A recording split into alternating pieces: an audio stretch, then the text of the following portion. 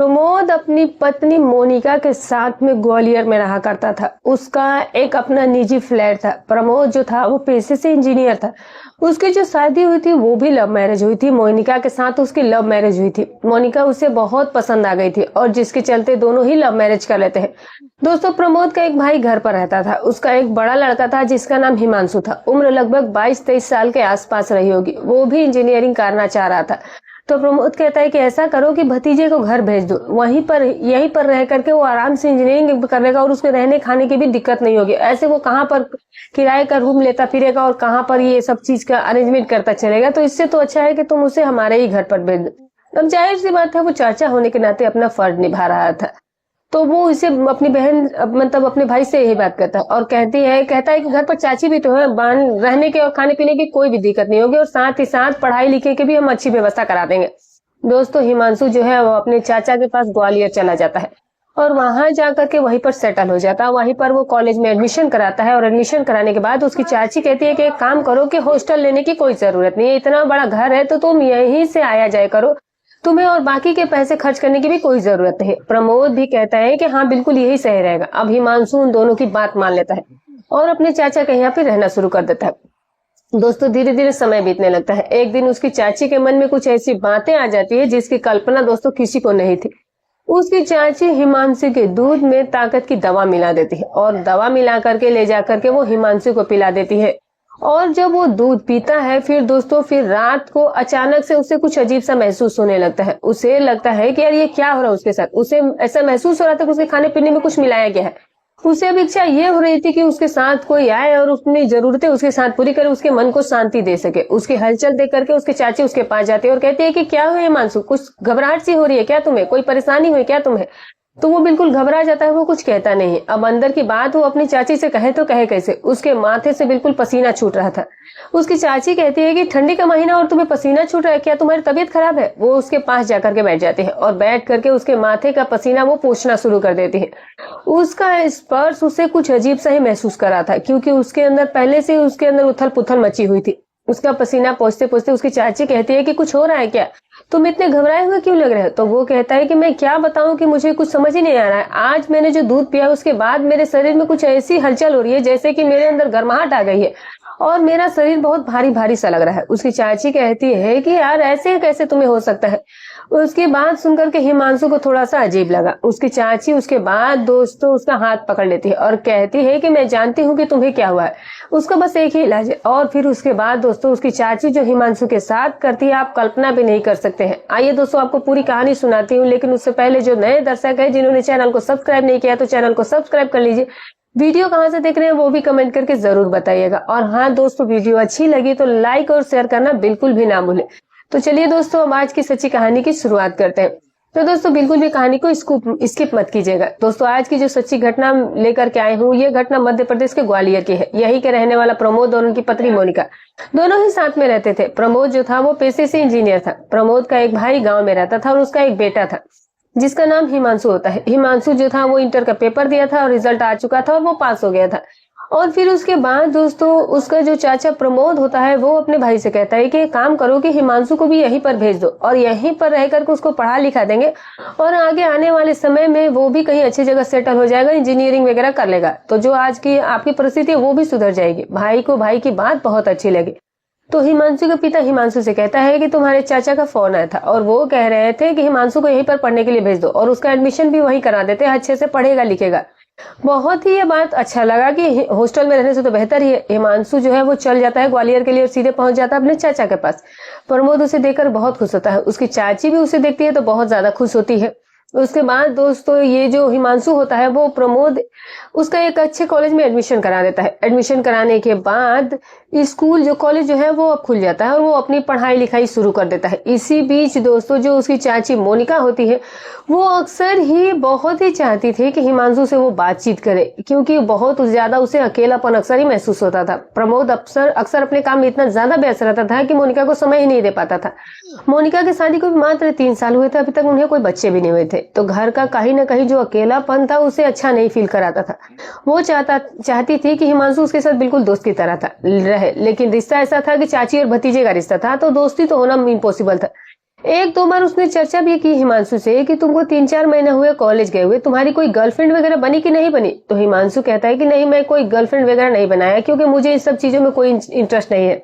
मोनिका कहती है कि तुम अब जवान हो चुके हो और यही तो उम्र है ये सब करने की, पढ़ाई के साथ साथ इन सब चीजों पर भी ध्यान दो। तो वो कहता है कि नहीं, मेरे पिताजी बहुत गरीब है और मैं कुछ बनना चाहता हूँ। वो मैं सोचता हूँ कि कब तक आखिर वो ऐसे ही खेती किसानी करेंगे, और मैं घर में सबसे बड़ा हूँ तो जिम्मेदारी मेरे परिवार की मेरे ही ऊपर आएगी। तो कम से कम वो अपनी जिम्मेदारी को मैं समझता हूँ। हिमांशु जो था वो बहुत समझदार था और उसकी बात सुनकर के मोनिका मुस्कुराने लगती है। कहती है कि क्या गर्लफ्रेंड बनाना कोई जिम्मेदारी नहीं है? देखो तुम्हारे चाचा कैसे मेरे साथ लव मैरिज किए। तो हिमांशु कहता है कि देखिए, चाचा जी सेटल हो गए थे और मैं अभी सेटल नहीं हूँ, मैं अभी स्ट्रगल कर रहा हूँ, अभी तो मुझे कुछ हासिल भी नहीं हुआ है। तो वो कहती है कि चाहोगे तो तुम्हें धीरे धीरे करके सब कुछ हासिल हो जाएगा, बस तुम थोड़ा सा जो है लाइफ को एंजॉय करना सीखो और अपने आप को सुधारने का प्रयास करो। इस तरीके से तुम अड़ियल बनकर मत रहो, तुम्हारी जिंदगी में सब कुछ होगा जो तुम्हें चाहिए। तो हिमांशु कहता है कि मैं सबसे पहले पैसा कमाना चाहता हूँ और फिर उसके बाद बाकी जिंदगी में जो कुछ होगा वो सब कुछ अपने आप ही मिल जाएगा। तो उसकी चाची जो है वो मुस्कुराती है। मोनिका कहती है कि तुम्हें सब मिलेगा, जो मिलना है पहले उसे एक्सेप्ट करो, बाकी जो बचा हुआ होगा वो आगे पीछे तो मिलता ही रहेगा। हिमांशु को वो अपनी तरफ झुका रही थी, लेकिन हिमांशु उसकी बातों को समझ ही नहीं पा रहा था। अक्सर जो मोनिका थी वो हिमांशु को रिझाने का प्रयास करती थी। प्रमोद को जाने के बाद वो ऐसी ऐसी हरकत करती थी जो कि हिमांशु को कभी कभी अटपटा भी लगता था, लेकिन मजबूरी थी कि उसके चाचा ने उसे घर पर रोक रखा था और साथ ही साथ वो अभी यंग था और अपनी जवानी की दहलीज पर था। उसे देख करके अच्छा भी लगता था और उसे शर्म भी कहीं न कहीं आती थी, क्योंकि रिश्ते में आखिर वो उसकी चाची लगती थी। जो मोनिका थी वो यही चाहती थी कि ये किसी तरीके से मुझे देखे और मेरी तरफ ये झुक जाए। कभी कभी छोटे कपड़े पहनना, कुछ ऐसी हरकतें करना और कभी कभी वीडियो देखना, मोबाइल पर गंदी गंदी वीडियोस को चलाना। तो इस तरीके की हरकतें वो अक्सर किया करती थी और हिमांशु उसे अक्सर ही इग्नोर कर दिया करता था। लेकिन अब मोनिका को लगा कि ये ऐसे हाथ में नहीं आएगा, इसके ऊपर कुछ और ही ट्राई करना चाहिए। एक दिन वो मार्केट जाती है और मार्केट से वो उन गोलियों को खरीद कर लाती है। अक्सर ही उसकी आदत थी कि रात को हिमांशु को सोने से पहले वो एक गिलास दूध दिया करती थी। कहती थी कि तुम दूध पिया करो, क्योंकि इससे क्या होता है कि जो मानसिक संतुलन है वो भी ठीक रहता है और साथ ही साथ तुम्हें कमजोरी वगैरह कभी नहीं होगी। दोस्तों, वो दूध उसको इसीलिए तो दिया करती थी। और एक दिन वो मार्केट जाती है और जब वो दवा लेकर के आती है, गोली लेकर आती है, तो जो उसका रेपर वगैरह होता है वो उसको हटा देती है और कहती है कि देखो, मैं तुम्हारे लिए एक बूस्ट लेकर आई हूँ, इसे दूध में मिला करके तुम पियो, तुम्हें बहुत ही अच्छा लगेगा। वो उसका पहला दिन था। मोनिका जो है वो शाम को जब वो सोने लगता है रात को, तो फिर वो उसके दूध में 1 चम्मच मिला करके वो उसे दे देती है। 1 चम्मच मिलाने के बाद तो उसमें कोई विशेष चेंज नहीं आया, लेकिन फिर भी उसे चेंज में कहीं शरीर में अटपटा लगा। उसे लगा कि शायद जब मैं एनर्जी का डोज लिया हूँ उसी की वजह से मुझे ऐसा फील हो रहा है। उससे मोनिका एक दो बार गई, पूछी भी कि कुछ तुम्हें फीलिंग आ रही है। तो वो कहता है कि हिमांशु जो होता है कहता है कि हाँ, थोड़ी बहुत ऐसा लग रहा है शरीर में जैसे कि गर्माहट से बढ़ रही है और मन जो है इधर उधर बहक रहा है। ये सुन करके मोनिका को बहुत अच्छा लगा कि ये दवा काम कर रही है। अब वो दिन दूर नहीं है जब हम दोनों के बीच में नजदीकियां बढ़ जाएंगी और हमारी जरूरतें भी पूरी हो जाएगी। मोनिका को लगता था कि 1 चम्मच से उसका सारा काम जो है वो शुरू हो जाएगा, लेकिन 2-4 दिन दिया लेकिन कोई असर नहीं हुआ। एक दिन वो क्या करती है कि वो गुस्से में 3-4 चम्मच डाल देती है। कहती है कि अब असर नहीं किया तो अब करेगा ही करेगा। उसको वो दूध में मिला कर दे देती है और हिमांशु पी लेता है। और इत्तेफाक से जो उस दिन प्रमोद था वो काम के सिलसिले में लगभग 3-4 दिन के लिए बाहर गया था और पूरा घर खाली था, उससे मौका भी मिल गया था। तो वो सोची कि अब तो आज दवा काम करेगी ही करेगी, कैसे काम नहीं करेगी। और फिर उसके बाद हिमांशु जो है वो दूध पी लेता है। उसे क्या पता था, उसे तो लगा था कि 1 ही चम्मच मिलाया गया होगा। और फिर उसके बाद दोस्तों रात के लगभग 10 से 11 बजे के आसपास कमरा जो था वो हिमांशु का खुला ही रहता था। उसकी चाची मोनिका जो थी वो उस कमरे में आती है और अक्सर उस समय ठंडी का महीना था, तो उस समय हिमांशु को पूरा पसीने से भीगा हुआ था। उसकी हालत देख करके मोनिका हिमांशु से कहती है कि क्या हुआ बेटा, तुम्हें इतनी ज्यादा गर्मी क्यों लग रही है ठंडी में भी?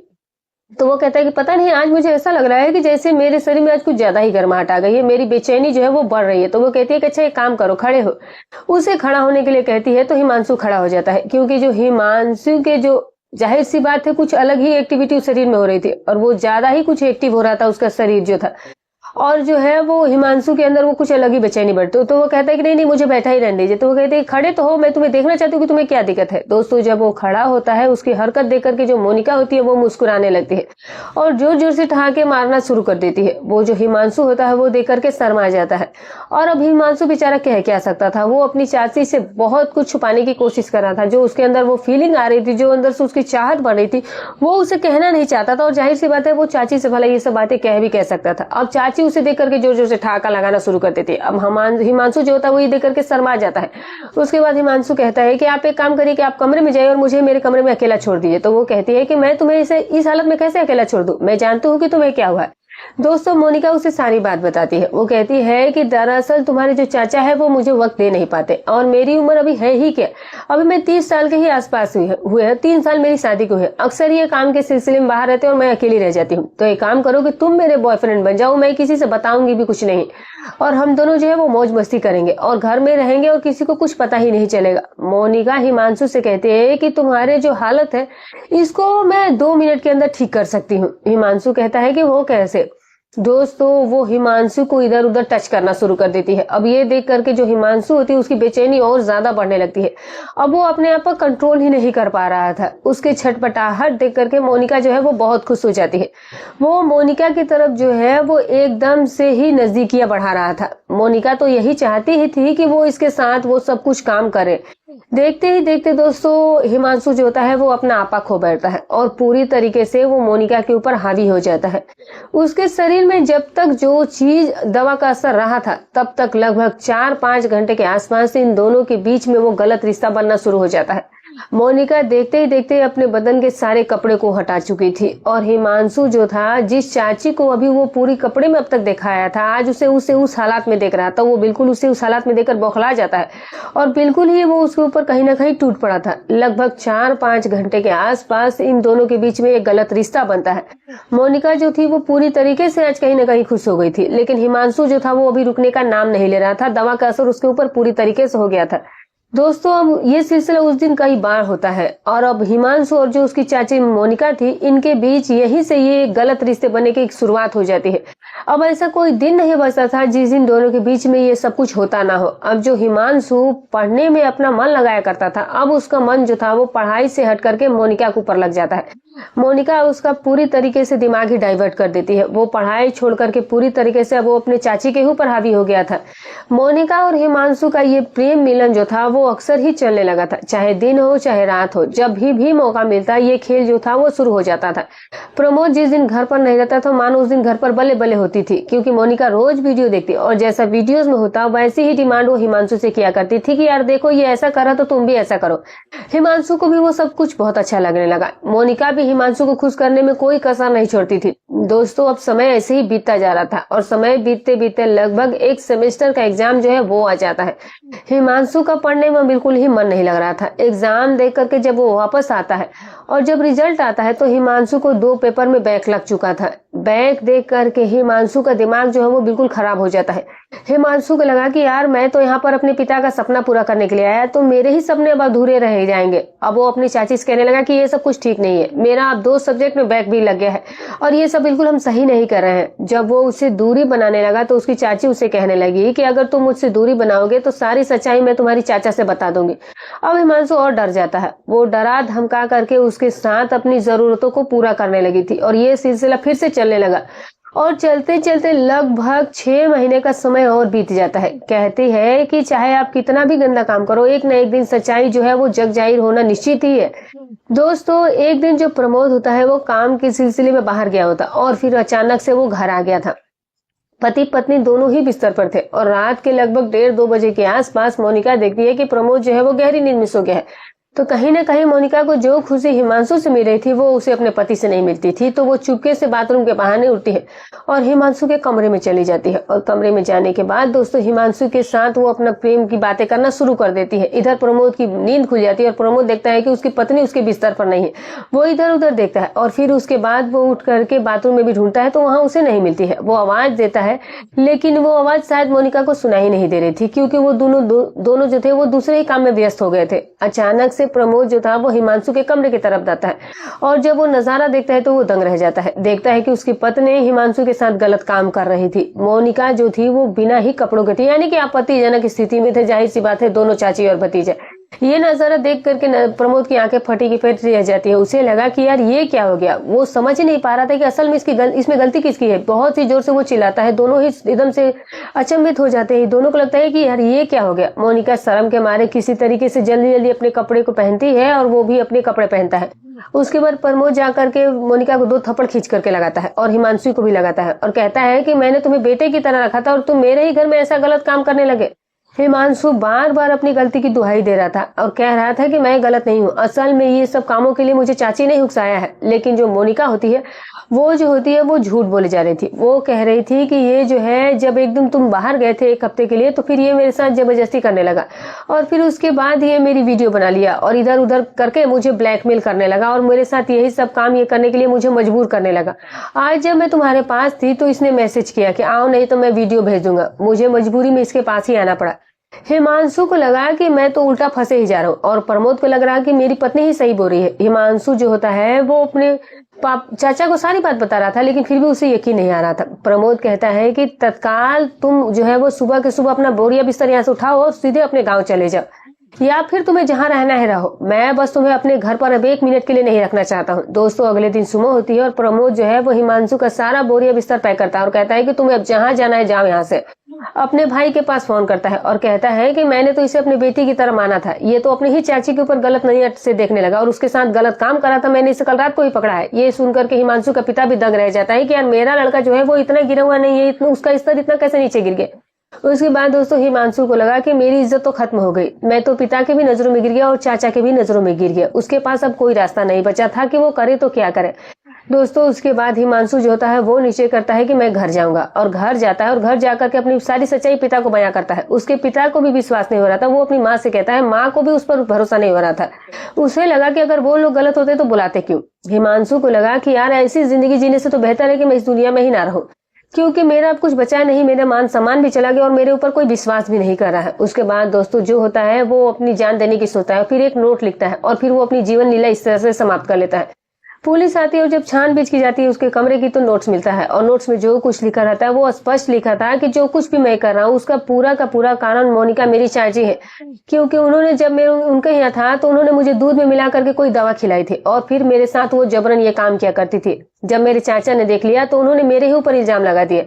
लाख मैंने साबित करने की कोशिश की लेकिन ना तो मेरे घर वाले समझे और ना ही मेरे चाचा समझे। दोस्तों अब पुलिस जो है वो नोट्स के आधार पर उसकी चाची को पकड़ लेती है और फिर उसे थाने लाया जाता है और जब उसे अपने तरीके से पुलिस पूछताछ करती है तो फिर सारी सच्चाई को वो कबूल कर लेती है और जब सच्चाई का पता चलता है तब तक वो बहुत देर हो चुकी थी। प्रमोद अपना सर पीटने लगता है और हिमांशु के माँ बाप जो थे वो ये समझ रहे थे कि उनसे वाकई में पाप हो गया क्योंकि वो अपने बेटे को ही नहीं पहचान पाए। प्रमोद मोनिका से कहता है कि मुझे तुम्हारे ऊपर भरोसा था, उस लड़के के ऊपर नहीं था, लेकिन असल में तो गलती तुम्हारी ही थी। काश कि मेरी आंखें उसी दिन खुल गई होती और मैंने तुम्हें छोड़ दिया होता तो शायद आज ये दिन मुझे नहीं देखना पड़ता। दोस्तों अब मोनिका जेल चली गई थी और प्रमोद और उसके हिमांशु के माँ बाप जो थे अब उन्हें सिर्फ और सिर्फ पछताया था और पछतावा हो रहा था और उनके पास इसका कोई इलाज नहीं था। तो दोस्तों बहुत सारी ऐसी घटनाएं समाज में हो जाती है कि आदमी गलत और सही को पहचान नहीं कर पाता है और जो सही इंसान होता है उसे ही भुगतना पड़ जाता है। तो दोस्तों कहानी आपको यही सीख देती है कि ऐसी घटनाओं से सावधान रहे, सतर्क रहे। तो दोस्तों आज की कहानी में बस इतना ही। वीडियो कैसी लगी कमेंट करके जरूर बताइएगा। वीडियो अच्छी लगी हो तो लाइक कर दीजिएगा। फिर मिलूंगी कल एक और नई रोचक सच्ची अच्छी कहानी के साथ। तब तक अपना और अपने परिवार का ख्याल रखें।